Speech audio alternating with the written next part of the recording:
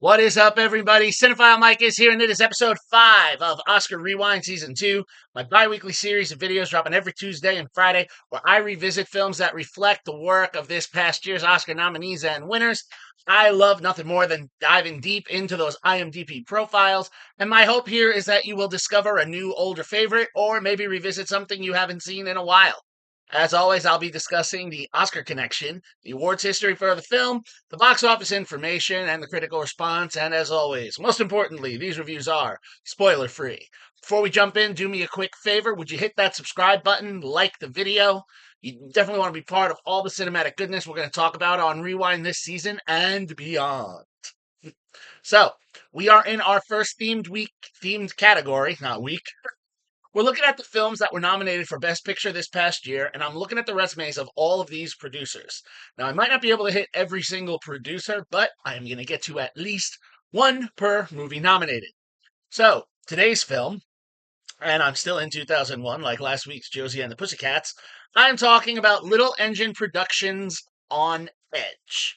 Co-written by Laura Wolf and the film's director, Karl Slovin, the film appears to have been released on DVD in 2002 by MGM Pictures, so there's no box office information for me to report despite my best searching. Critically, the film only spouts a popcorn meter score, a fresh one of 69% coming from over 100 ratings. With only one recorded critical review on Rotten Tomatoes, there's no critic percentage. Award season wise, this film had just one nomination, which was a nod for Best Fiction Feature Film or Video at the Hamptons International Film Festival. As for its Oscar connection, well, we have to head to the Vatican. Yes. One of the producers of this year's Best Picture nominated Conclave, Michael A. Jackman, after a couple of line producing credits and an associate and a co producer credit, he earned his first producer credit, without anything coming before that title, on this satire into the ice skating world. So, what's this about? Well, we first quickly meet Dr. Hadley Robinson, Associate Professor of Sociology at UCNLA, played by Chris Hogan, who has decided to go in depth into the world of ice skating, and we will follow him as he films a documentary into this world.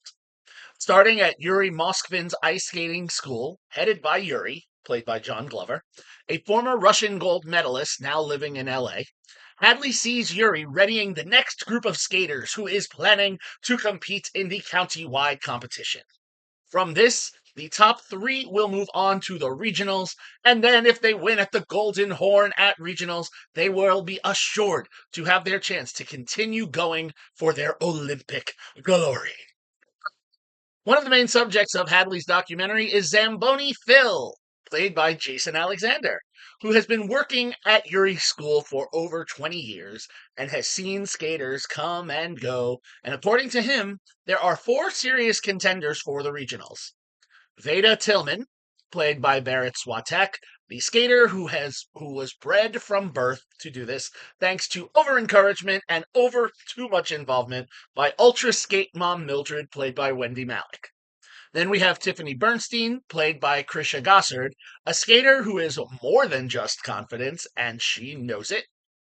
Then we have the third skater, J.C. Kane, played by A.G. Langer, the one described as not your parents' skater, the one who is sponsored by the fishing industry where her father died from an accident. And finally, we have Wendy Wadinsky, played by Marissa Jarrett Winokur, no ordinary skater who has to deal with those who don't believe in her because she is a plus-sized skater. Now, we will follow these 4 as they compete, see how they interact with one another, and sort of manipulate their way to the top to see who will actually make it to the regionals and go on to achieve their Olympic dreams. Now, obviously, not all of them can make it, and we will see coaches come and go. We will see judges come in, pass judgment, move on, and see all of the outside influence that put their dreams at risk, be they people or other factors. Look, I'm going to say it right off the bat. This was a film that I had never seen, so I watched it for the first time for Rewind. It came because I was digging deep into those IMDb profiles. And I have to say, this film was a very clever satire So much so that even the skating community got behind this. You will see cameos and roles played by the likes of famed Olympic skaters Scott Hamilton, Christy Yamaguchi, Randy Gardner, Stephen Cousins, Peter Carruthers, amongst others. A few years before this film was released, and possibly why this one didn't get as much attention, is that it's like the indie film cousin to 1999's Drop Dead Gorgeous, which took almost the same approach, skewering the beauty pageant industry as we followed the contestants in the small Minnesota town go for state regionals and beyond. That film didn't perform as well, so probably when On Edge came, maybe the company didn't want to take the same risk. But here, the indie spirit is truly felt. You can tell that this was an indie film, even to some of the skating performances, which clearly, pay homage to the likes of, 1980s era Madonna, Celine Dion's Titanic ballad. But as we're watching the skating numbers, we're only granted composer Liam Latham's inspired instrumentals.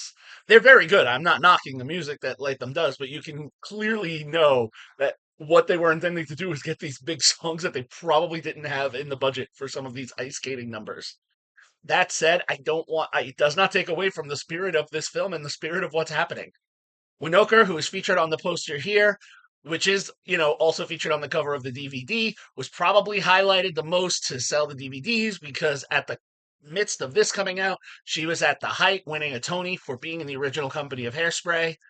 While there are supporting players, the likes of Malik, Kathy Griffin, and Michael McKean, hers was the name at the time, so that's why she's here.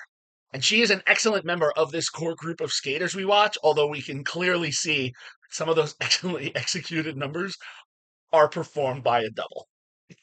That said, her infectious high energy is a great juxtaposition to the more angry tones of her competitors, which sadly, while they do have different backstories, seem to just kind of be a little angry, although some of them have good reason. So Winokur stands out as having that bubbly personality that she has that's so effective in everything that she does. Looking at it behind the camera, hats off cinematographer Chris Squires. As this film has that real indie documentary feel, it doesn't go into like the mockumentary style of comedy that we get in like a Christopher Guest film. This one's a little more grounded.